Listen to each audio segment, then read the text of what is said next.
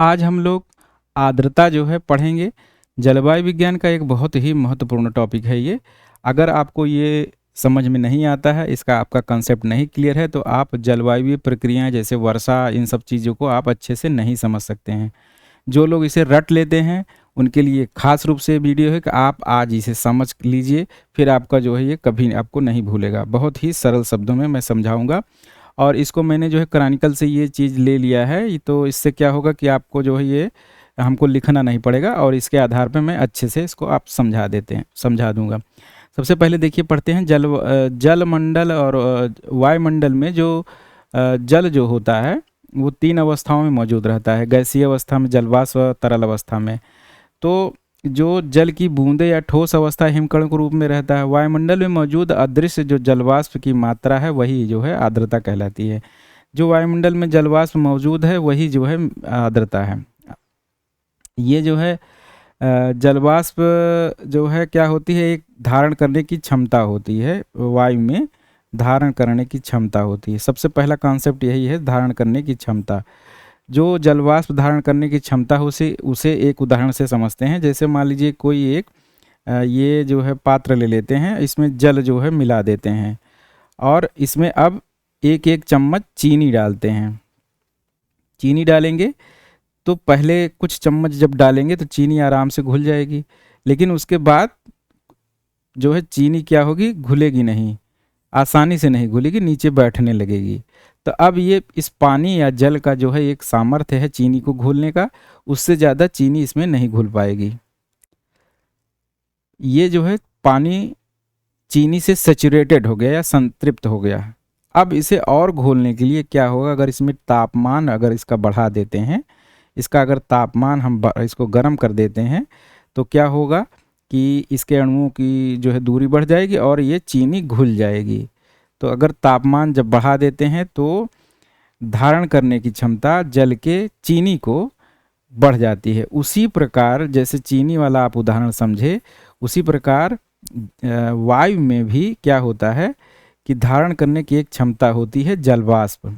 एक मात्रा के बाद जो है जलवाष्प उसमें और अधिक नहीं आ सकती है। जलवाष्प जो है वायुमंडल में आती कैसे है, या तो जल का वाष्पन होता है या फूल पत्तियों से जो जल जो है निकलता है, उससे जो है जो जल वायुमंडल में जाता है और आर्द्रता जो है बढ़ती है। लेकिन एक स्थिति होती है कि उसके बाद उसमें आर्द्रता नहीं बढ़ सकती है, तो वही उसकी धारण करने की क्षमता या सामर्थ्य होता है, कैरिंग कैपेसिटी होती है। कैरिंग कैपेसिटी जब बराबर हो जाती है निश्चित टेम्परेचर पे, तो उसके बाद अगर उसमें जलवाष्प ऐड होती है तो बूंदों के रूप में जो है वर्षण शुरू हो जाता है।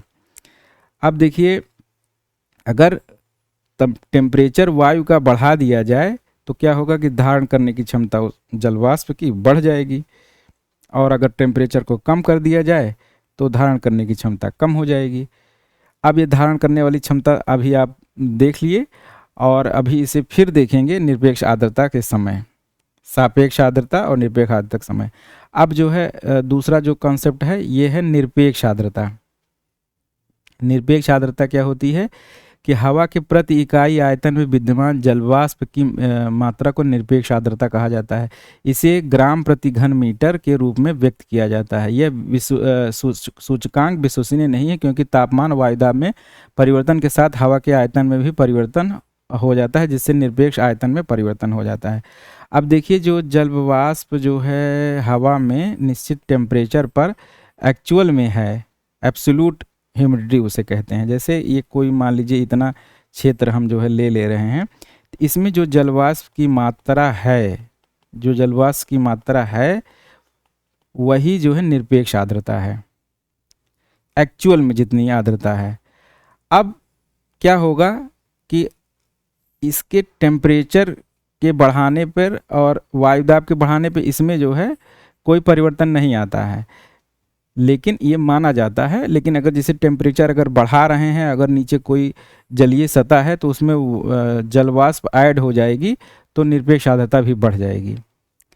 लेकिन अब एक चीज़ और देखिए इसमें कि अगर जैसे यही ये जो वायु है, ये वायु है, मान लीजिए ये वायु है, और ये जब ऊपर जाती है तो इसका जो है क्या होता है कि आयतन बढ़ जाता है। अब जो निरपेक्ष आर्द्रता निकाली जाती है वो प्रति घन मीटर में निकाली जाती है, एक निश्चित आयतन में निकाली जाती है। तो क्या होगा कि इसका जो घनत्व है कम है यहाँ पे ऊपर जाने पर, क्योंकि आयतन का प्रसार हो जा रहा है। तो यहाँ पे निरपेक्ष आर्द्रता या जलवाष्प में इसीलिए कमी आ जाती है। ये हो गया पहला कॉन्सेप्ट। अब जो है देखिए नीचे जब जाएंगे तो घनत्व इसका बढ़ जाएगा और उसी एक स्थान पर एक निश्चित आयतन में अगर हम जलवाष्प देखेंगे तो जलवाष्प की मात्रा बढ़ जाएगी।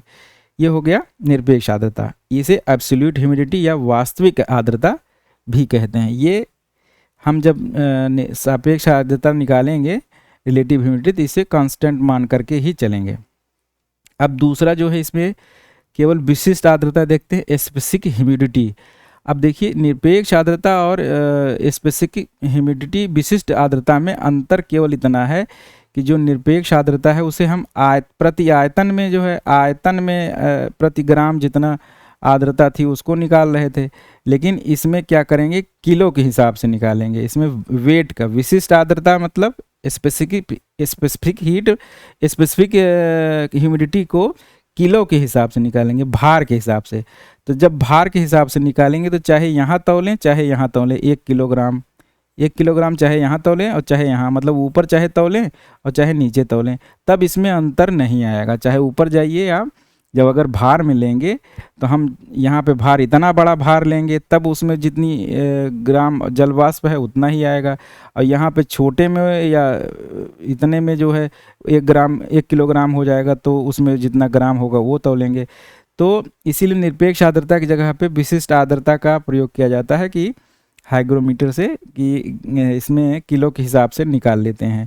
तो ये दोनों में अंतर हो गया, निरपेक्ष आर्द्रता और विशिष्ट आर्द्रता। अब यहाँ पे विशिष्ट आर्द्रता को अभी भूल जाइए। अब हम रिलेटिव ह्यूमिडिटी को पढ़ते हैं। रिलेटिव ह्यूमिडिटी में क्या होता है कि जो अभी आपने धारण करने की क्षमता जो है पढ़ा, उसी का अनुपात है ये। तापमान में देखिए किसी निश्चित तापमान पर वायु में विद्यमान जलवाष्प की मात्रा उस वायु के जलवाष्प धारण करने की क्षमता के अनुपात को सापेक्षिक आर्द्रता कहते हैं। इसे प्रतिशत के रूप में व्यक्त किया जाता है। उदाहरण के लिए 30 डिग्री सेंटीग्रेड तापमान पर किसी वायु की इकाई में आयतन विद्यमान जलवाष्प की मात्रा 5 ग्राम है। जैसे मान लीजिए अगर सापेक्ष रिलेटिव ह्यूमिडिटी निकालने के लिए, जैसे मान लीजिए निरपेक्ष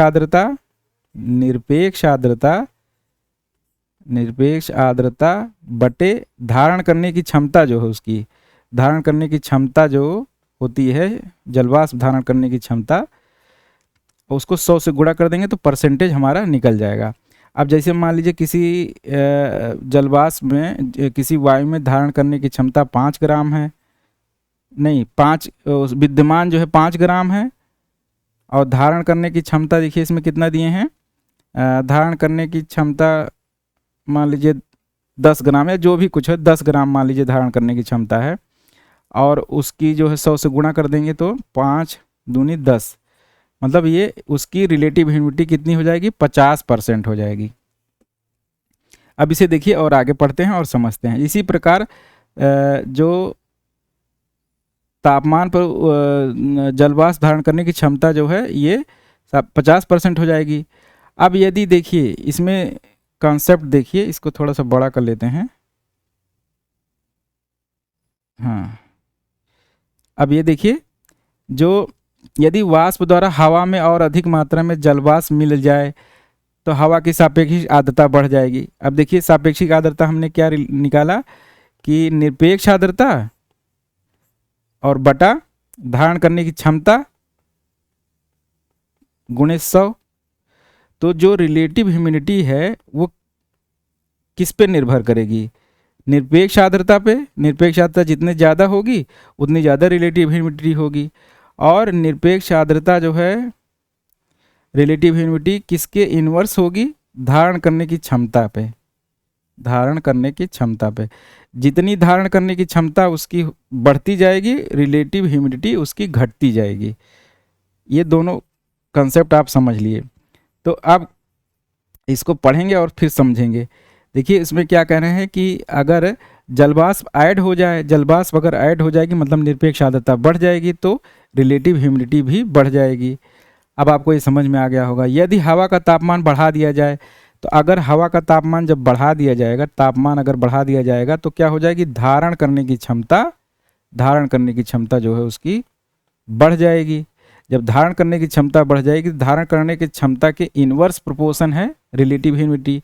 तो जब धारण करने की क्षमता बढ़ जाएगी तो ह्यूमिडिटी जो है क्या हो जाएगी, रिलेटिव ह्यूमिडिटी कम हो जाएगी। देखिए इसमें लिखे भी होंगे, यदि धारण करने की क्षमता बढ़ जाएगी तो सापेक्षिक आर्द्रता कम हो जाएगी। इसी प्रकार यदि हवा का तापमान घटा दिया जाए तो जलवाष्प धारण करने की क्षमता भी कम हो जाएगी, तो वायु की सापेक्षिक आर्द्रता बढ़ जाएगी। स्पष्ट है जहाँ तापमान और वायु, देखिए लिखा है इसमें, स्पष्ट है जहाँ तापमान और वायु आर्द्रता संबंध में सीधा संबंध होता है, वहीं तापमान और सापेक्षिक आर्द्रता का विपरीत संबंध होता है। हवा की सापेक्षिक आर्द्रता का जलवायु की दृष्टि से काफ़ी महत्व होता है, क्योंकि सापेक्षिक आर्द्रता वाष्पीकरण की मात्रा एवं दर को नियंत्रित करती है। साथ ही आपेक्षिक आर्द्रता मात्रा पर वर्षण संभव होता है। विशुद्ध देखिए, अब देखिए वर्षण वाला देखिए हम आपको बता दे रहे हैं कि जैसे एक उदाहरण देखिए, रिलेटिव ह्यूमिडिटी जो है, रिलेटिव ह्यूमिडिटी अगर 100% हो जाएगी तब जो है बारिश शुरू होती है। तो ये कैसे होगी, जैसे मान लीजिए रिलेटिव ह्यूमिडिटी है ये, निरपेक्ष आर्द्रता मान लीजिए जलवाष्प किसी निश्चित वायु में 20 ग्राम है और धारण करने की क्षमता जो है उस हवा की जो है 30 ग्राम है। तो इसको जो है रिलेटिव ह्यूमिडिटी करेंगे तो कितना आ जाएगा, या इसे 40 लेते हैं तो ये हो जाएगा 20 दूनी 40, ये हो जाएगा 50%। अब यदि तापमान जो है कम हो जाए तो धारण करने की क्षमता जो है क्या हो जाएगी, कम हो जाएगी। मान लीजिए उसकी धारण करने की क्षमता 20 हो गई और एक्चुअल में या निरपेक्ष आर्द्रता भी 20 है, तो अब इसकी जो है रिलेटिव ह्यूमिडिटी कितनी हो जाएगी, ये 20 कट जाएगा, ये हो जाएगा 100%। जब रिलेटिव ह्यूमिडिटी 100% हो जाएगी तब क्या हो जाएगी, वायु सैचुरेटेड हो जाएगी। वायु जो है उस समय जो है फिर वर्षण शुरू हो जाएगा। तो रिलेटिव ह्यूमिडिटी से ही वर्षण जो है निर्धारित होता है। अब हमेशा याद रखिए कि रिलेटिव ह्यूमिडिटी निरपेक्ष आर्द्रता के समानुपाती होता है तथा जो आर्द्रता सामर्थ्य जो होता है उसके इन्वर्स होता है, व्युत्क्रमण अनुपाती होता है।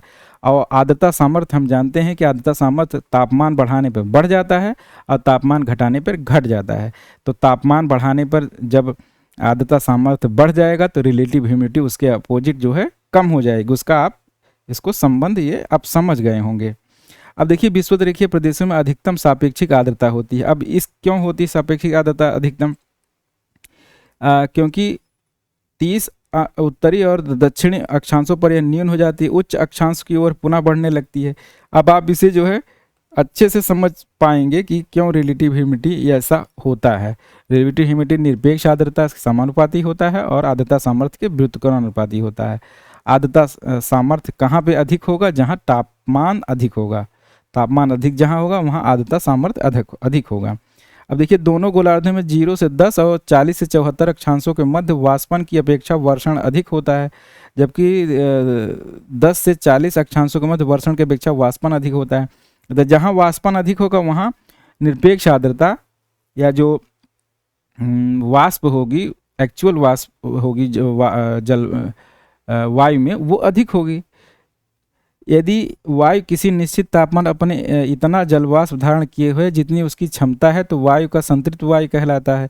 इस संतृप्त वायु की सापेक्षिक आर्द्रता 100% होगी। ये जो मैंने 20-20 वाला उदाहरण समझाया उसी को ये कह रहे हैं। अब यदि कोई वायु बिना जलवाष्प की मात्रा बढ़ाए संतृप्त हो जाता है तो उसके तापमान में आवश्यक मात्रा की गिरावट हो जाए, हवा का कोई नमूना किसी तापमान पर संतृप्त हो जाए तो उस तापमान को ओसांक या ड्यू पॉइंट कहा जाता है। यह स्पष्ट है कि ओस बिंदु किसी निश्चित तापमान पर नहीं है। देखिए यह ओसांक तापमान क्या होता है, वह तापमान जिससे वायु अधिक जल धारण करने में अक्षम होता है। इस तापमान पर वायु संतृप्त होता है और उसका वाष्प और संतृप्त वाष्प दाब बराबर होता है।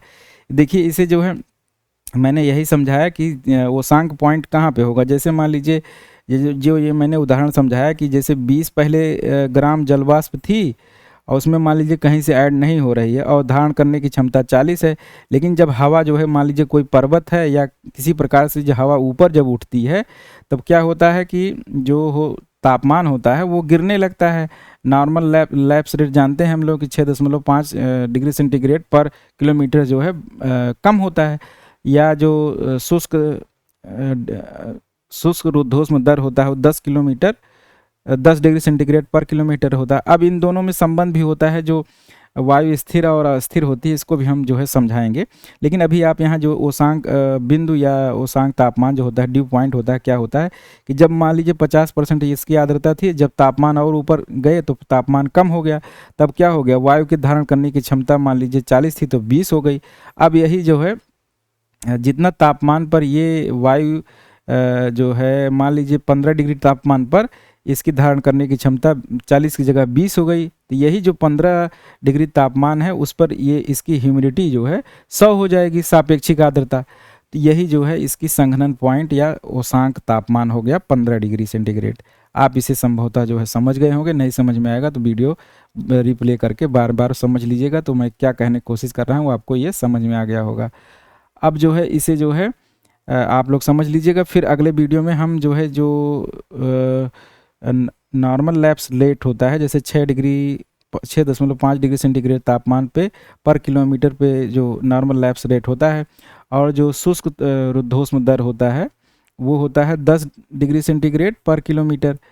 इसमें जो है जैसे क्या रिलेशन होता है, कब जो है हवा जो है या वो जो है स्थिर अस्थिर जो होता है उसको जो है समझाएंगे, कब जो है स्थिरता होती है वायुमंडल में और कब अस्थिरता होती है। इसे जो है अगली वीडियो में हम समझाएंगे। पहले आप इसे जो है अच्छे से निरपेक्ष आर्द्रता समझ लीजिए। सापेक्ष आर्द्रता इसमें सबसे ज़्यादा उपयोग होता है, रिलेटिव ह्यूमिडिटी का सबसे ज़्यादा उपयोग किया जाता है। जब भी आप पढ़ेंगे रिलेटिव ह्यूमिडिटी पढ़ेंगे, रिलेटिव ह्यूमिडिटी आप याद कर लीजिए, इसे याद ना करके इसे समझ लीजिए, क्योंकि मैंने इसको अच्छे से समझा दिया और ये लिखा हुआ भी इसलिए लिया था कि क्योंकि कोई चीज़ इसमें छूटे ना। तो संभवतः आपको समझ में आएगा। जो चीज़ नहीं समझ में आया होगा या मुझसे छूट गई होगी तो आप कमेंट करके बताइएगा, फिर से इसे जो है बताएंगे।